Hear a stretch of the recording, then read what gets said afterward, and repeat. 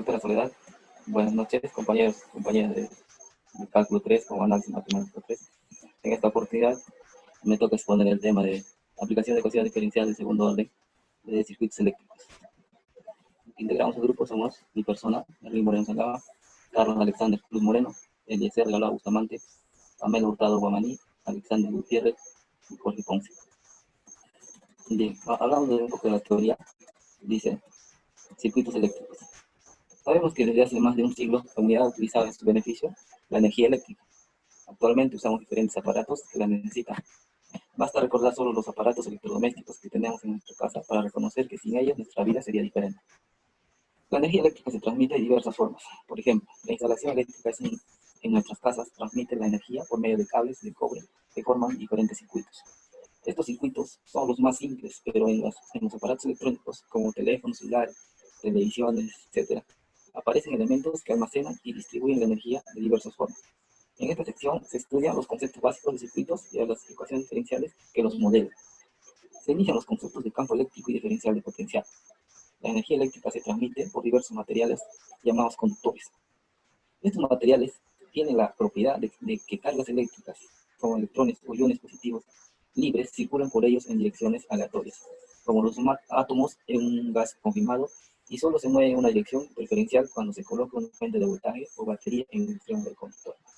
Acá podemos observar un circuito simple. Veamos el generador, los conectores, los electrones que circulan en una misma dirección, y interruptor y el aparato eléctrico.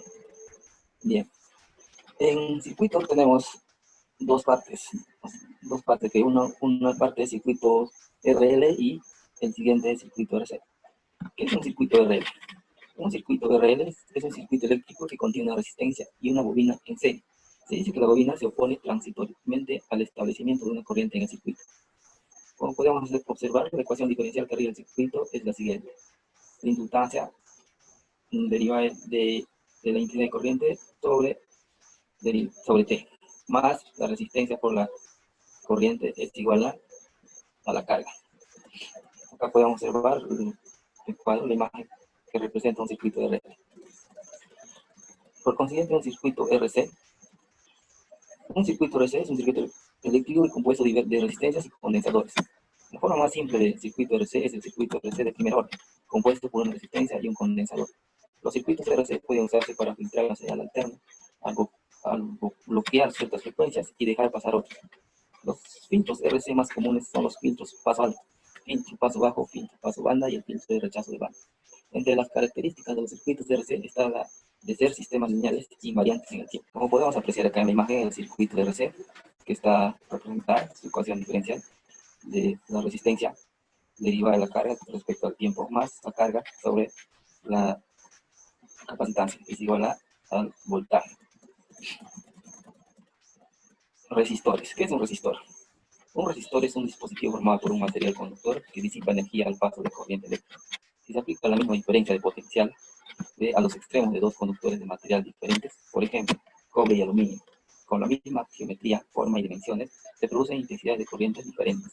La razón se debe a que existe una propiedad de los materiales que se conoce como la resistencia R, que se define experimentalmente por medio de, según la fórmula, la resistencia es igual a voltaje sobre intensidad de corriente. La figura de la resistencia está ahí determinada.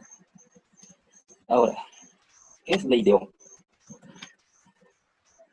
La ley de Ohm es la intensidad de la corriente eléctrica que circula por un conductor, que es directamente proporcional a la diferencial de potencial aplicada e inversamente proporcional a la resistencia del mismo. Podemos ver ahí la fórmula. También vemos ahí el triángulo de la ley de Ohm, que voltaje es igual a intensidad de corriente por resistencia. Ahora, si quieres hallar resistencia, voltaje sobre corriente. De igual manera, cuando quieres hallar corriente, voltaje sobre resistencia. Esa es la ley de Ohm. Ahora, un capacitor. Un capacitor es un dispositivo formado por dos conductores que almacenan carga y energía potencial eléctrica. Dichos conductores pueden ser de geometrías arbitrarias, pero aquí consideraremos que son placas paralelas que se encuentran totalmente aisladas. Se dice que el capacitor está cargado cuando una de las placas tiene una carga Q y la otra placa una carga negativa, de tal manera que la carga total es cero para cargar un capacitor. Basta con conectar los extremos de una batería a cada una de las placas que lo forman. Sobre las placas se acumulan cargas de igual magnitud y opuestas. Experimentalmente se encuentran que la carga Q depende directamente de la diferencial del potencial Q y voltaje, de tal manera que Q es igual a capacitor por voltaje, donde C es una constante que recibe el nombre de capacitancia, al igual que la resistencia. La capacitancia también depende de la geometría de las placas, aunque independientemente de la forma del capacitor, siempre se satisface la relación. En la práctica es usual utilizar el microfaradio, que es un farad igual a 10 a la menos 6 farads, y el picofaradio, que es un picofaradio equivale a 10 a la menos 12 farads. Por otra parte, cuando un capacitor se carga, de alguna forma también está almacenando energía. Para ver que esto en efecto ocurre, consideremos un elemento diferencial de energía. Ahora, un inductor. Un inductor, bobina o reactor, es un componente pasivo de un circuito eléctrico, que debido al fenómeno de la autoinducción, almacena energía en forma de campo magnético. Leyes de Kirchhoff de voltaje. La ley de Kirchhoff de voltaje nos dice que la suma de las caídas de voltajes, un diferencial de potencial, a través de los elementos de un circuito de una malla simple, circuitos cerrados y cruces, es igual al voltaje diferencial que se ha aplicado, lo que nos indica la figura. Esta ley de voltaje es una forma de expresar que la energía se conserva en una malla simple, es decir, que la energía proporcionada como voltaje, o también energía por unidad de carga, se puede disipar cuando pasa por un resistor o almacenar cuando pasa por un capacitor o un inductor, de suerte que la suma de esta energía es igual a la energía total proporcionada al circuito. Leyes de Kirchhoff de corriente. La ley de Kirchhoff de corriente nos dice que la corriente que entra a un nodo simple o punto de convergen varias líneas de corriente es igual a la suma de todas las corrientes que salen de ese nodo. O sea, todas las corrientes que ingresan es igual a todas las corrientes que salen. Pues, corriente I1 más corriente I2 que están entrando es igual a la corriente I3 más la corriente I4. Bueno, esta ley es una consecuencia de la conservación de la carga sobre un circuito. Es decir, si a un nodo llega una carga Q en un intervalo de tiempo T, entonces esa misma carga debe distribuirse por todas las salidas del nodo, de tal forma que la suma de toda la carga que entra al nodo sea igual a la suma de toda la carga que sale del mismo. Iniciemos ahora nuestro estudio de circuitos eléctricos, donde hay dos tipos que nos interesan: los circuitos de corriente continua, donde la fuente de voltaje es de tal que la corriente producida no cambia de dirección. La ley de corriente de Kirchhoff es una consecuencia de la conservación de la carga sobre un circuito. Es decir, si a uno le llega una carga Q en un intervalo de tiempo T, entonces esa misma carga debe distribuirse por todas las salidas del nodo, de tal forma que la suma de toda la carga que entra al nodo sea igual a la suma de toda la carga que sale del mismo. Ahora, nuestro estudio de circuitos eléctricos, hay dos tipos que nos interesan: los circuitos de corriente continua, donde la fuente de voltaje es tal que la corriente producida no cambia de dirección en el tiempo, y los circuitos de corriente alterna, donde la corriente cambia de dirección. Generalmente, en el primer caso, la fuente de voltaje produce una diferencia de potencial V constante en el tiempo. Bueno, para continuar con el tema, hemos desarrollado un ejercicio de aplicación de circuitos eléctricos para circuito RL. Veamos el ejemplo.